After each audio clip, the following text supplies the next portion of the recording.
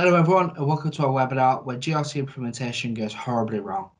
We're delighted to bring this practical session that is designed to really help you make the best of your investment into GRC software. My name is Adam Alcock, Digital Marketing Manager at CAMS, and I will be your host for today. Our presenter today is Holly Butterworth. Holly is Head of Services here at CAMS, and this topic is something she's really passionate about as she works day to day with our customers and wants very much for them to avoid any common pitfalls they may fall into when implementing software and make sure that they get the best value they possibly can from their GRC software implementations. So we know it's going to be a really insightful session. There's just a couple of small housekeeping items before we get started. All lines are muted, but we would love to hear from you if you have any questions. Please use the chat feature in the console to submit your questions or let us know if you're experiencing any technical issues, or one of our team will try to help. If your question is not answered today, then we'll of course get in touch with you post-webinar to answer that for you. This session is being recorded and the recording will also be shared with you after the event within a couple of business days. Without any further delay, I'm delighted to hand over to Holly to kick things off. Great, thank you, Adam. Greatly appreciated. So thanks everybody for joining today. It is right on the hour, but we're going to kick off and get going. So I will turn my camera off so that we can look at the screen in a little bit more detail. So hopefully you can all see the slides. If you have got any issues with what you can see, or if the audio isn't quite clear, then please do use the chat function on this webinar, and we'll see what we can do to help. And yeah, we'll get going. So as I said, thanks very much for joining today.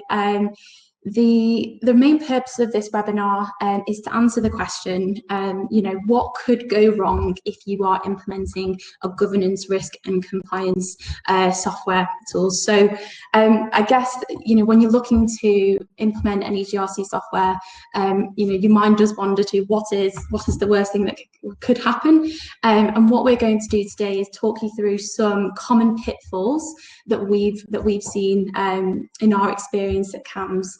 So I guess, who are we? Who am I to be giving you this demonstration today? Well, CAMS is a governance, risk and compliance vendor. We've been in the market for over 20 years now. So we've got a lot of experience, and I myself have been implementing at CAMS for over 3.5 years now. And during that time, we've had clients come to us that have had failed implementations, and we've also got our own learnings that we want to share with you today. So if you're joining today, it might be that you are currently implementing the GRC software, or that you're looking to get some pointers on how to avoid some of the pitfalls that could arise. So yeah, we hope that this session is going to be really practical and useful for you, so you can know what to expect and hopefully avoid some of the pitfalls that might arise. Now, just to start, I'm going to just flash up this high-level implementation methodology that is specific to CAMS, but I wanted to show you it to give you an idea of what you could expect when implementing GRC. And a lot of the pitfalls that we're going to go through today might relate to individual stages of this discover, configure, and execute methodology. Or it might be something that's a little bit more generic to like the governance and control piece that surrounds the whole project. So that's just a quick diagram to show you what to expect. And as I said, it really does depend on 3 key stages. So you've got your discover phase, the configuration stage, and then your execution. So basically, what is it you want to build? How do those business requirements relate to the system and the configuration that you're going to be implementing? How does the supplier set up and configure? What are some of the issues that you might come into there? What to expect? And then how do you execute? So how do you actually roll out successfully? Because you can build the best system and the best GRC system in the world, but if you don't have that cultural adoption of the software, then obviously that's going to be a massive issue. So we'll touch on a number of pain points that come through there as well. Now, to start off as well, what we're going to go through is, okay, what actually makes a successful GRC implementation? So at a really high level, it's one that meets your business requirements, it's delivered within budget, on schedule, and to a certain quality. So that's what we're really going to be focusing on today. And obviously, when you're trying to achieve that successful endpoint, there are a number of things that you can fall into. We've got 10 pitfalls that we're going to cover today. We did initially have 8 in our article, but we just got so excited thinking about all the different areas to cover today that we've got 10 now. So we will look to use the 45 minutes. We might cover it in a little bit more time or a little bit less time, we'll see. But before we get into the first pitfall, what I would just love to do is do a quick poll, which should come up on your demo screen. And what this is just going to ask you is, why are you joining today? Is it that you're already in an implementation of GRC software with a vendor? Are you just curious? Are you looking to implement? So that should be on the screen now.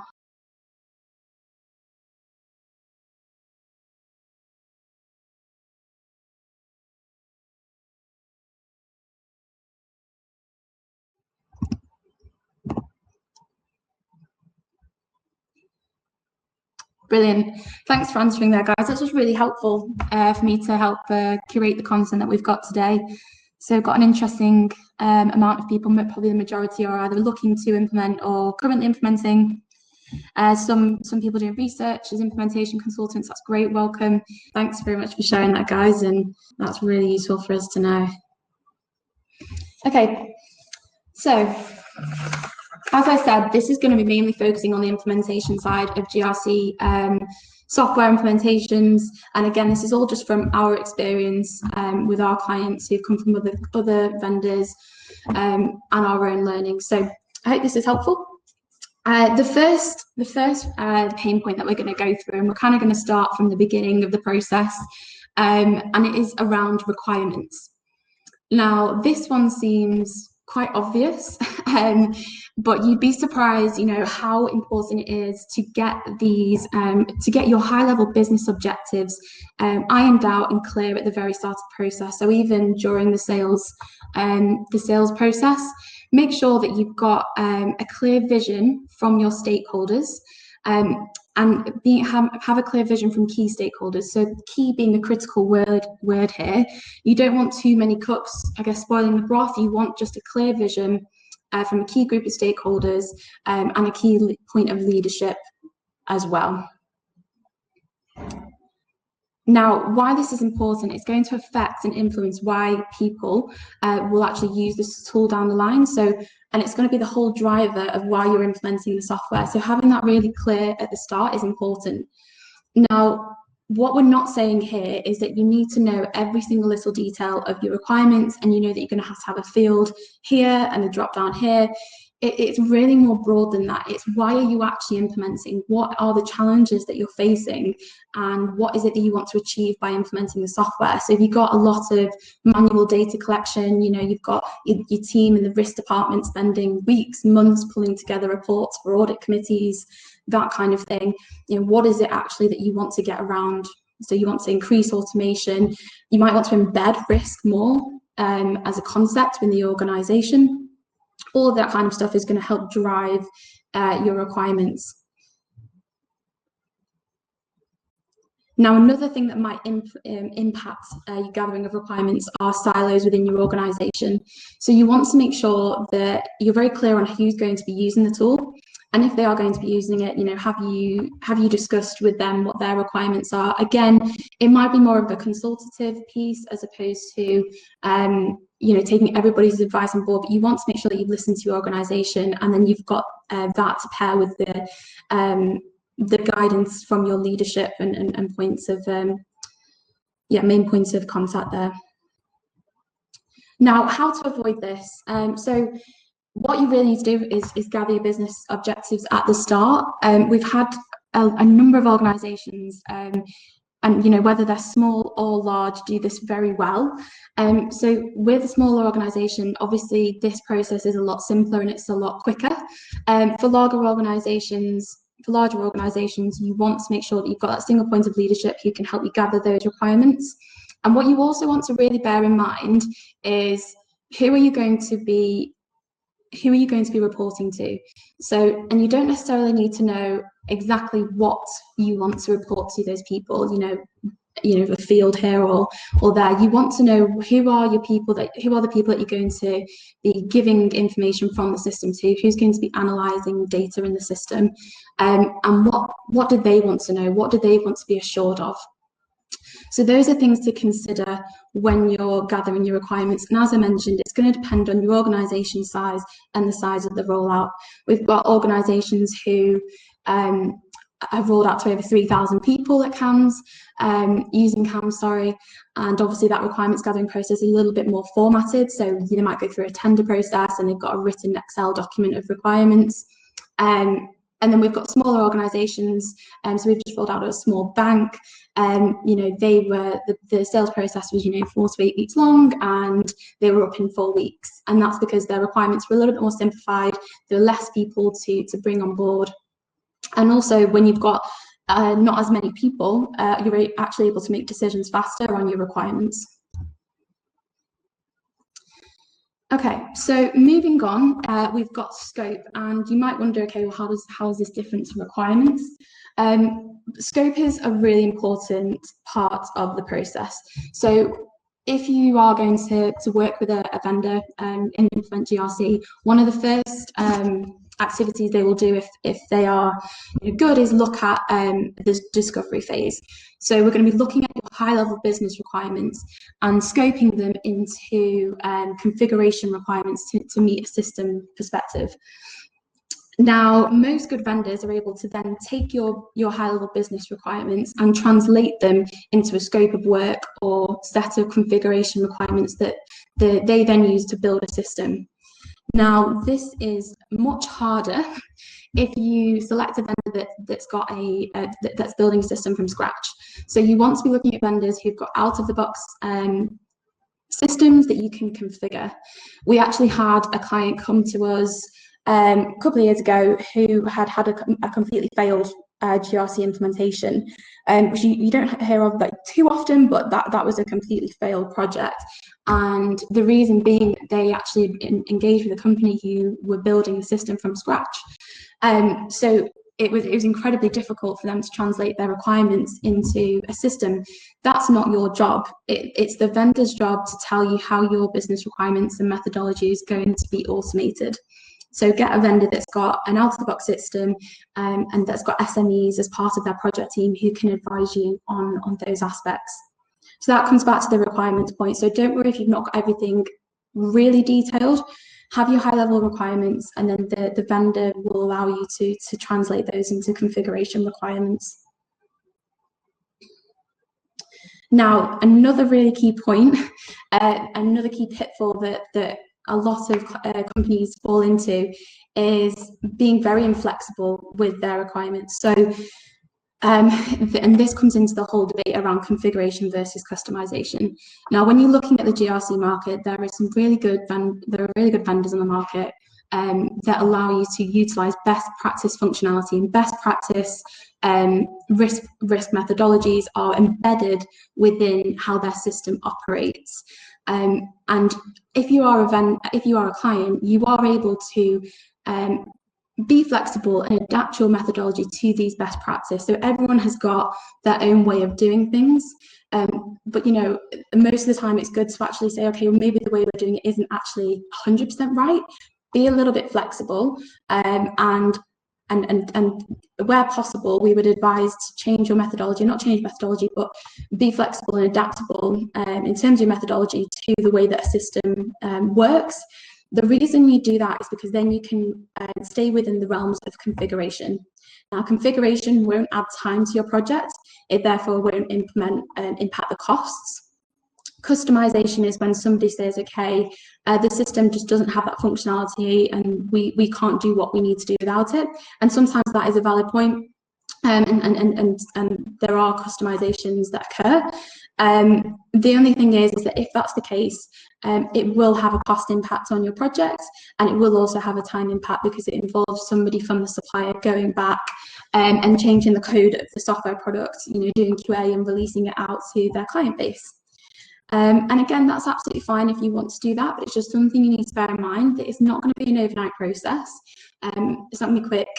So where possible, be flexible, be adaptable. The company that I mentioned earlier, who had the failed built from scratch system, had almost a mantra when they were implementing, which was, you know, it's configuration, not customization. And everyone, you know, and it is valid. A lot of people think that their businesses are different and special in terms of the way they do things. But to a large extent, there are a lot of similarities. And this client in particular actually had another governing body ahead on top of it, which were dictating how they conducted their risk methodology. And even they were able to adopt this mantra, and it worked out really well. They are now live, they're using the system. Now, the third scope pitfall that I want to discuss with you today is overcomplication of the data that you're inputting into the tool. So overcomplication of the forms, what you're actually asking users to input into the tool. And it all comes back to reporting and what you want to get out of the system. So understand why you're collecting certain data. If you're not going to be using it for a certain purpose, if it's not going to link back to a business requirement that you've identified in the first step, then consider why you're doing it. Because if you overcomplicate the system and what you're asking people to enter, it is harder for people to adopt. And from our experience, what we've seen is, you know, people, if they can see what the outputs are from the system, if they can see that, you know, by entering this, I actually contribute to this aspect of a report or this business objective, then it allows uptake and use. And it encourages that a lot more. Okay, so racing on. The next pain point we've got is intuitiveness. And as we go through these pain points, you will see that a lot of them interlink, but some I think are just worth separating and highlighting for you today. And intuitiveness is one that we thought is worth just picking out and highlighting. So when we're talking about intuitiveness, we're talking about two certain perspectives here. So you want it to be intuitive from a general user perspective. So, you know, is there an area for general users to go and look at all of their responsibilities within a platform? Because as some of you may know, especially if you're risk professionals, you know, sometimes it is difficult to get people to focus on risk management. If it's not their main day job, you want to make this as easy as you can for them. So making sure that the system's got functionality that allows it to be intuitive for a general user is key. So having areas they can go that's just their own homepage, their own dashboards, can they get notifications, all of that good stuff you need to think about. And secondly, from an administrative perspective, we've heard horror stories of vendors who, you know, can charge thousands, hundreds of pounds to make label changes. So make sure when you're looking at your out-of-the-box platform or cloud-based GRC platform, you know, in the sales demos, ask them to show you, you know, how do you change a label here? Because as you use the system, you know, you will progress and you will evolve, and you want the system to be able to do that with you. Okay, so racing along here, the next point we want to talk through is data migration. And this was one of the actual stages in the kind of configuration area of the implementation diagram that I showed you at the start. Now, data migration in itself isn't a pitfall. It's actually something, it's a great opportunity and something that, you know, we would encourage people to do. What we're talking about here is, okay, let's say you're managing your risks at the moment in a spreadsheet, or you might actually have another system that you're looking to move out of. What you want to do is upload your data into the new system during the implementation process, so that when you flip the switch and you're live, everything's there and you're ready to get going. But there are a number of pitfalls that can arise from this process. And a lot of them do depend, you know, it's quite a large dependency on the client, on the person that's purchasing the software. So one of the main pitfalls we see is that a client might have data and it's quite disparate. So it's in a lot of different areas, potentially in a lot of different formats. And look, if that's you now, that's absolutely okay. It's just something that you might want to start thinking about early on in the process. So when you're having your kickoff meetings or even before, if you can in the sales process, start looking at what data you want to upload, where is it? And just know that you're going to have to do a bit of work to get all of that data together and bring it into a template that the supplier should provide to you. So they should provide a template that's got exactly how the fields and the data input of the system is going to look. And you can from there translate all of your data into the new format, and then the supplier should be able to take it and automatically upload it into the system. If you're doing it manually, that does create another pitfall in itself, because it does I guess open the way for some manual data entry issues. So we'd always recommend automated if you've got more than 10, 20 risks, and then all the actions and controls and audits and risk events that are linked to that. So yeah, that's a really key one, to just make sure that you know where your data is and you've got the time and the resources to be able to cleanse that data and bring it into the correct format. Now, another key thing to look out for and to ask your supplier to do is on that Excel sheet or whatever mechanism they use to transfer your data into the format that they need to suck it up into the system. Ask them to make sure that the cells and things like that, so the cells that you're inputting the data into, are formatted. So if they need a certain date format in order to upload the data into the system, ask that the sheet they've given you will tell you whether it's not in that format or not, because that'll again just save time. But overall, data migration, that part of the process is actually a really good opportunity to cleanse your data. So utilize the opportunity. We've got a number of clients who have done that and said it's been a really useful exercise. Brilliant. So pain point 5 is again another kind of key stage within the implementation approach, and every supplier that you work with should have some level of user acceptance testing. So user acceptance testing comes once you've scoped the platform, you know what you're going to build, the supplier have built it, you might have done a few configuration reviews, and now it's time to test the system and check that you're happy with it before you roll out to your general users. Now, 3 common pitfalls we often find with UAT are lack of commitment from the testers. So the first one being that you've not tested the system enough from a client perspective before you go live. A lack of structure and cycles that have been put in place and agreed on between the supplier and the client. And also, if you don't have any scripts or a UAT plan, that can also impact how successful this stage is. And one of the main, I guess, pitfalls of UAT is that you end up spending too much time on it because you haven't got any of the plans in place, or conversely, that you haven't tested enough. So how to avoid this? There's some just really clear, simple, easy steps to avoid this. So make sure that you have a UAT planning session again, way before UAT starts. So earlier on in the project, be planning who's going to be a part of user acceptance testing, how many cycles you're going to have, when will the supplier release any fixes, and when does that fit in with people's schedule. So you're going to need to have some people that are available to conduct UAT, make sure it's not in a key reporting period, for example. You don't want to overload your staff. And that kind of thing, those considerations need to be taken into account, and that will reduce the risk that people aren't actually testing the system in order for you to go live. Now, in terms of who should actually take participate in the user acceptance testing, we'll come on to that in a moment as we talk through training, rollout, and the project team. But that is something to consider as well, because you might want your user acceptance testers to be people that you then designate as system champions, so people who can get a little bit more familiar with the system via the UAT process. I'll come on to that in a little bit more in just a moment. What you also want to do is make sure that you can have some scripts that have been provided by the supplier. So the suppliers will typically have like a standard set of scripts that they'll give to you to make this process easier. CAMs certainly do.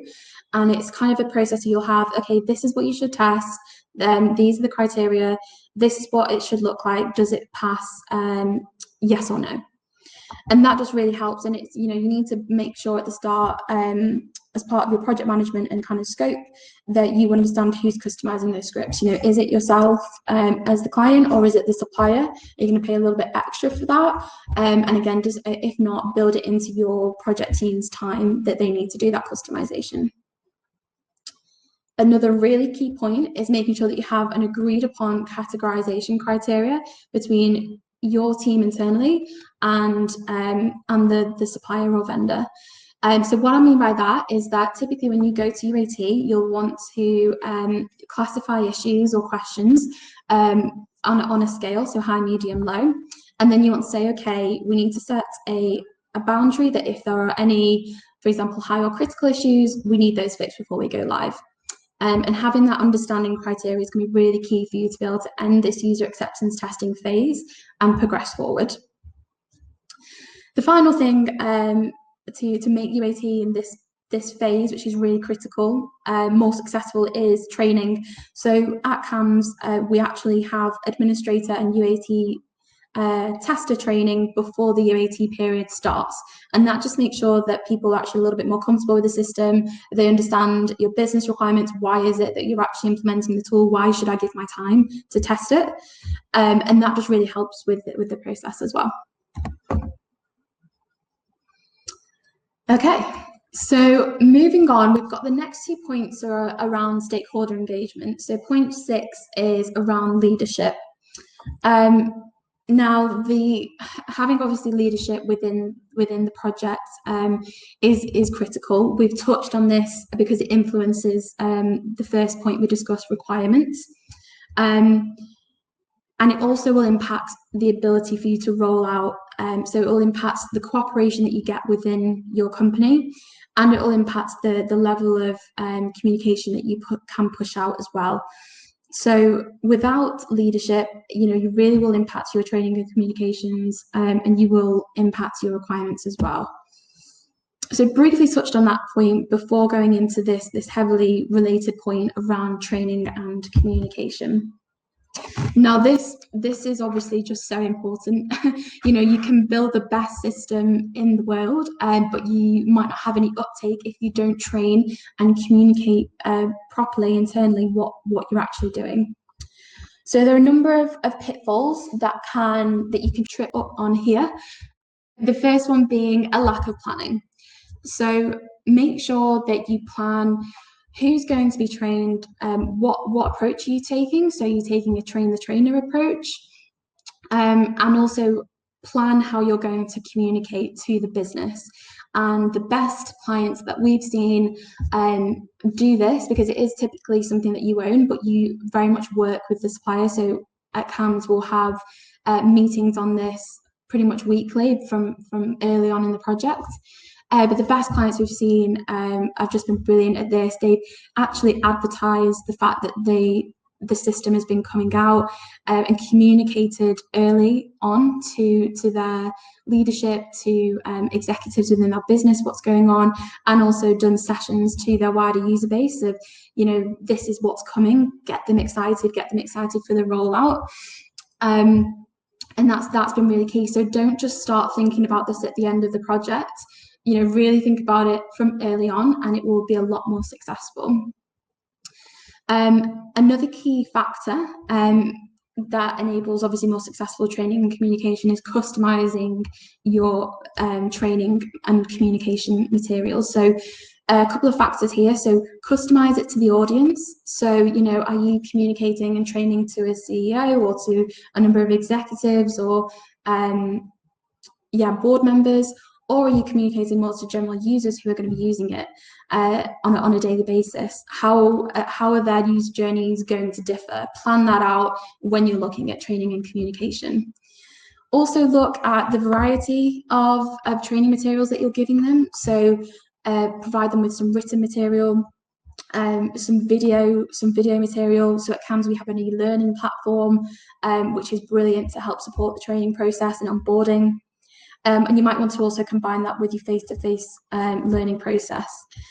And what I always say to our clients is just include the why. So always link it back to your first activity, which is your business requirements. Why are you doing this? Why is it so important that they log on at certain times and provide their updates from a GRC context? So that's really important. So don't in the training just jump straight into the system. You know, have a slide deck, understand where we are in the process, what we've done so far. This is why we're doing it, and this is the benefits that we're going to deliver to you. And again, customize that. Now another pitfall that we see often is that people haven't thought about how they're going to be supported and if they're going to have any champions within the organisation. And again, this is very dependent on the size of the organisation. So really take this with a pinch of salt if you're larger or smaller. So for a larger organisation, 3,000 people, you're going to want some sort of champion structure or super user structure. Now, what you can actually do when you're rolling out is include these super users at the user acceptance testing stage, or even earlier, so you can get them comfortable with the system, and then they can actually field some questions from general users before coming up to the administrators or core team of risk people, risk employees. It just helps drive down the questions internally. So that is some of our key pitfalls from a training and comms piece. Now we've got 3 pitfalls left, and these 3 are all quite focused on pitfalls that you can experience at any point during the process. So I guess more governance and project related. The first one is obviously team and resources. So this not having an effective team is probably one of the biggest pain points of a project, because it's the most far-reaching. So you need to make sure that you've got the right skills on your team and on the vendor's team, that they're available, which again, it sometimes isn't asked, it's sometimes assumed, and having a project manager on that team to coordinate all of that for you will be key if it is a larger implementation. For smaller implementations, it might be that the project team, there are members on there that do multiple roles. So you might have an SME who's also a project manager, but just making sure you've got someone who can help organise on the client side is really key, and who can work with the project manager on the vendor side. Another key pitfall that we've seen is buy-in. So when you are putting together this project team who's going to help you deliver the project, and I'll flick in a moment to a kind of a proposed project team that we propose on our client for our clients. But another key pitfall is buy-in of those team members. So just because you put them on the project team, it might still be that they've got a very busy job and they don't see quite why they should spend their time contributing to this. So why do I have to collate my data and test the system? And again, that always comes back to having that point of leadership, having that clear set of requirements that can be communicated down to people, and encourage them to give their time and availability to the project. And another pitfall, that ties into that is politics. So, making sure that people are bought in, there's no political arguments on the project, that might occur. But again, when you've got that leadership, when you're all kind of aligned and working as a team effectively, then that can be easily mitigated. So in terms of how to avoid this, I'm actually going to jump to the next slide, and just bear in mind as I do this that this again really does depend on the size of the rollout and the team. So we've had implementations at CAMS that again have lasted 4 weeks, and there's been an SME from our side and a PM, and an SME and PM on the client side, and both people are doing both jobs because that's all it needed. It was a very quick setup, so that is something to bear in mind. At the other end of the scale, what you might expect and what you should expect from a customer's perspective is again having that project sponsor or point of leadership. Have a project manager who can coordinate all of these activities. have a key business user. So these are typically your SMEs. So this in our context of today, it would be a risk, your risk team. Perhaps you had a risk or one of the main leaders of that team who can help make the decisions on how you'd like the systems to be set up. And to be honest, this is the main cog and the main person that you'll need for any size project. So as long as you've got someone who understands your risk methodology and can help make those decisions on behalf of the company, and you've got them in the scoping sessions, you've got those in the key sessions, then you'll be in a really good position. You might also have IT representatives and security consultants. You're likely going to have an IT representative if you're going to have any integrations as part of your implementation. So you can integrate with any of the systems, which is really encouraged, and a security consultant as well. So you might have that person.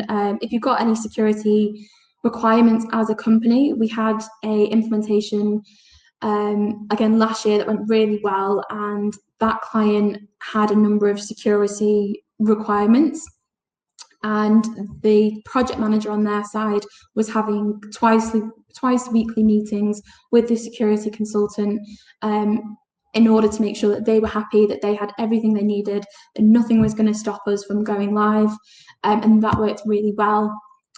And you've then got system administrators, and often they are the same person as the SMEs. So these are people that can actually go into the system. They might be able to add users, change labels. So if your risk methodology changes, you added some new categories, etc., those people can go into the system. And again, if the system is intuitive, change the labels, change bits of the system that are going to make up your methodology and your matrix. Now, from a vendor side, this is our CAMS project team structure. You want to make sure they've got a sponsor, a PM, that you've got some subject matter experts based on your requirements. And we also typically have a project officer that helps us with our implementations, again, depending on the size. Now, the last two pain points 9 and 10, are based on time and budget. And these 2 pain points really are consequences of some of the pitfalls that we've actually covered today. But again, worth noting individually just as points to finish off on. So the main thing we just wanted to get across with time is just to plan to succeed. Again, probably seems obvious, but making sure that you're ambitious but realistic with your timelines is really key. Make sure that you've got availability of your team, and make sure you know what the dependencies and requirements are going to be on your side. Being really transparent with the vendor on this is really useful. So we've got a client that we're talking with at the moment, and they said, okay, we can't be available in this time period because we've got a reporting cycle, and it's just going to be too much for their team. And it's actually brilliant because now we can actually plan effectively around that. And it's good for both parties. So be realistic, ambitious, but realistic. And the reason I say ambitious is because it actually pushes people to achieve. So that's why there's a bit of a sweet spot there that you need to hit. Okay, so last but certainly not least, we've got our financial pitfalls. So essentially, failure to budget effectively is obviously one of the main things that can go wrong in a project. The impacts are quite devastating. You can either go internally and ask for more money, or potentially live with a situation that might come from not budgeting effectively. In terms of some of the things that I want to be really transparent and clear with some of the things that can actually contribute to increase costs within a project. So a lot of them we've actually covered today in terms of your pitfalls. So you've got your requirements, so not defining your requirements at the start, or potentially changing them halfway through and it having an impact on how the system's built. That might impact your time and therefore your costs. Again, coming back to that point around flexibility and being adaptable. So if the leader, coming back to the point about being flexible and adaptable, a lot of it is down to the mentality of the team and also your leadership. So if you're, the leader of the project who holds the purse string, doesn't mind, is open to customizing the product, and you've budgeted for that, then it's absolutely fine to go down that route. But if the leader, you've got a budget, you've got to stick to it, then it's down to the mentality of the team to adopt the configuration versus customization approach. And there's always the opportunity, once you've got that minimum viable product in, to look at how you might change the tool going down the line, or you might just see how people use it, and it might actually be fine. You don't need to go and spend that extra money on making something exactly how you want it, when actually there's a best practice way that works just fine. So I think that's something that the leadership can help with, and also the project managers, just to make sure that you keep the risk team and other stakeholders in line. And obviously unrealistic timelines, but that's quite obvious. You don't plan effectively, and you might not budget for your team for a certain amount of time. You then run over, and there's obviously a cost impact. So in terms of some of the best ways to avoid that, we've covered a number of them, but the one point I do want to pick out is that you might just want to have a contingency budget, and then it's set aside. If you use it, you use it. If you don't, then brilliant. And that leads us on quite nicely to our last slide, which is just some non-implementation factors to consider when you're looking at a GRC implementation and you're wanting it to go successfully. Because obviously we've focused on implementation today, and I think that's one of the key differentiators for different vendors. But you also want to look at, okay, how are these people going to set you up to succeed going forward? And a key one is customer care. So with CAMS and with another number of suppliers, you want to make sure that they've got a customer care package. And our customer care package is actually powered by CAMS College, and it basically has a number of functionalities in it, one of them which is the learning platform. So that helps us in the implementation process, and it helps you with your onboarding of your staff that might come onto the to use the module once you've gone live. And what you've also got is the ability to have a set amount of bulk days that you can use from the supplier at any point during a certain year. And the reason that's so great is because you don't have to go back internally and ask for more money. You can utilize those days to help you mature and develop as your use of the product goes forward. So when you first go live and you've got an MVP, you've got a certain amount of reporting requirements that you've outset that you've developed as part of the project.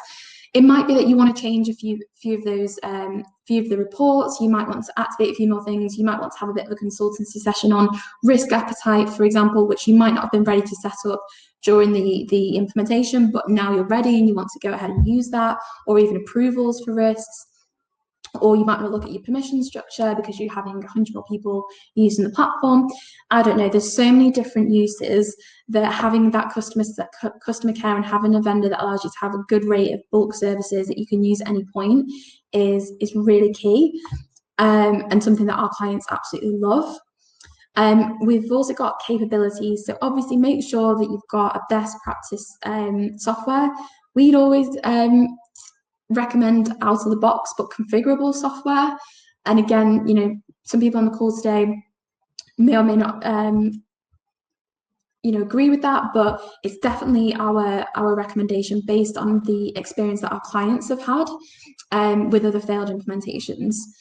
You want to also look out for, have they got the ability to integrate with other tools? So CAMS have got a whole suite of APIs, as have a number of other vendors, but we've also got the ability to integrate via a number of other methods. So you might want to do a CSV integration, anything like that. But that's really key because a lot of companies nowadays are obviously looking at their data strategies, and you want to make sure that you're making the process for your employees as easy as possible. You don't want to be encouraging duplicate entries of information. So if somebody's entering information in another system and that's going to, for example, a KRI, something that's monitoring a KRI, and you want to bring that into CAMS, let's get that in, get the integration set up as part of the implementation. And you're just making sure that you're actually having a really integrated approach to all your data within your organization, and you can then analyze it better and increase the customer experience. Now, final point on capabilities is your road, and making sure that the supplier has got a roadmap. So you want them to be investing in the products, developing it as you use it. So they're developing, with your organization as well. And the final point is around security and cloud-based requirements. So if you have got, we'd always recommend a cloud-based solution. But we have got a number of clients within CAMS who are in the shared cloud or even self-hosted. But just make sure you've got those requirements down, and can the supplier deliver to what your cloud requirements are. Another thing to consider is the security of the platform. So asking suppliers for their security certificates based on your own organization's policies is really key. And that is absolutely all we've got to cover today. So those are our 10 pain points and other things to consider that are non-implementation related. So thanks very much everyone for coming today. I'll take a couple of questions just at the end. So I will have a look at those now and answer. So the first one we've got, really good question. Integration of GRC with other systems is highly encouraged.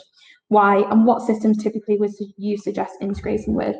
So I've kind of covered this off a little bit at the end, but why is basically to reduce manual data entry across your organization. So if you've got information that's being entered in another area of the organization, and you're asking somebody to input it again in CAMS, it's obviously just going to will basically annoy people a little bit. You just want to make sure that you don't make them input data twice, and then also you've got consistency of data throughout your organization, and that allows you to analyze and aggregate data in a better way. In terms of systems that we typically integrate with, one of them is, or one of our key ones actually, is HR or Active Directory integration.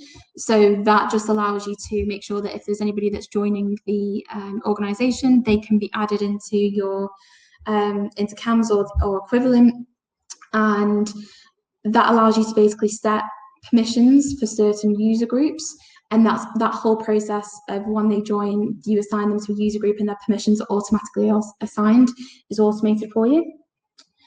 So that's some of the main systems we integrate with. Another one is LexisNexis. So a lot of our compliance module users integrate with LexisNexis and have all their alerts come through into the CAMS platform as well. What is the typical implementation timeline to expect? Great question. So that one, obviously it depends. Typically you're looking at 4 weeks to 12 weeks, but for larger implementations it could be up to 5 to 6 months. But it really does just depend on how many modules you've got, how many people you're rolling out to, and the availability of your team as well, to help get the system set up. Okay, another question. We've got 2 other questions here. At what stage in the sales process would you recommend speaking to the vendor's implementation team? Okay, so typically we typically come into the sales process, and I would recommend this for yourselves if you are looking at a GRC platform. You might actually have narrowed your vendor selection down based on their functionality, and you also want to make sure that they're in your price range.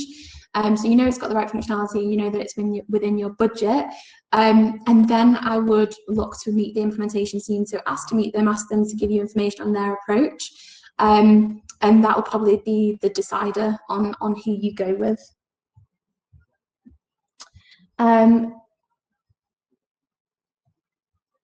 The final question we've got here, final question we've got time for, is there a typical number of individuals you would recommend for UAT? Any advice on balancing having enough enough end user interest reflected in testing versus making UAT overly cumbersome? Yeah, it's a really good question. So in terms of the UAT cycle, what we'd actually recommend is we actually have 3 UAT cycles. And the first cycle we actually just typically keep to the project team.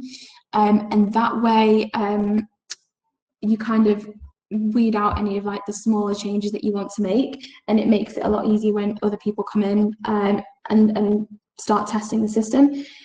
In terms of how many, it again really depends on how many people you're rolling out to. I'm just trying to think. Yeah, I guess it really depends, and it depends on how many modules you've got. The most I've ever seen is around having like 15 UAT testers. But it really depends on the availability of the resource on your side that's going to be collating all their answers. Because somebody from the client side have got to actually collate all the answers from those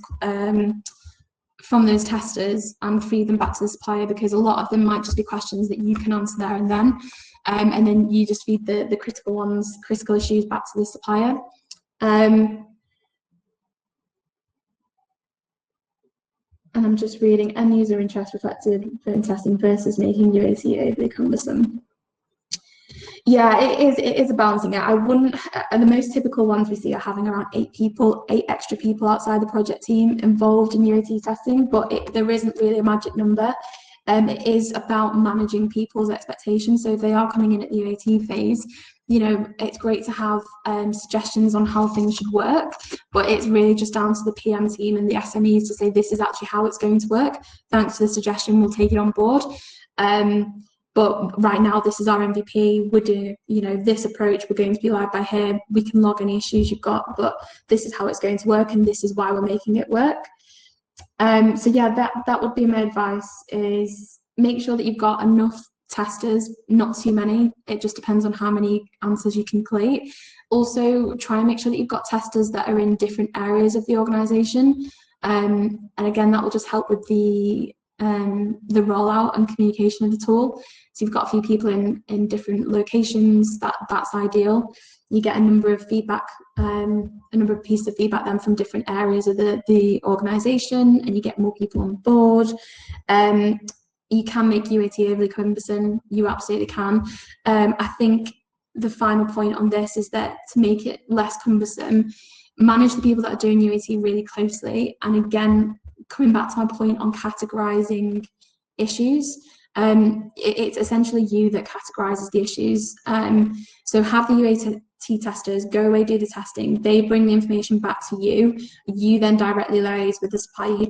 I wouldn't recommend getting everybody who does UAT testing involved with the supplier. You can then filter through everything and validate whether you think their categorizations are accurate or not. And then you don't make it overly cumbersome, because you say to the supplier, we've got these high and critical items, these are medium and low, let's focus on getting the high and critical done. The supplier have then got something to focus on and ready for when you're going live. And then during the warranty period, you can look at the medium and low issues if there are any outstanding, and that helps you go live. We have seen it before where UAT does just become overly cumbersome, and those things that we've implemented have worked really well. So if you do have any more questions on that, please let me know, because it's something that's worked really well for us and our clients. Brilliant. Okay, so if there are any other questions, we'll try and get back to them after the session today. I really hope that that's been helpful. Thank you so much for joining. We hope that you're going to get some use from what we talked through today. I believe, Adam, there are some pieces of content if you are interested in GRC and some of the other content that we've written around this. We've got a blog, and those links are going to be available in this demo webinar. So yeah, please feel free to look at those. And yeah, we hope to see you soon. If you've got any questions as well, please feel free to reach out directly to me. I'd love to hear from you. And yeah, have a brilliant day. Thanks very much for joining.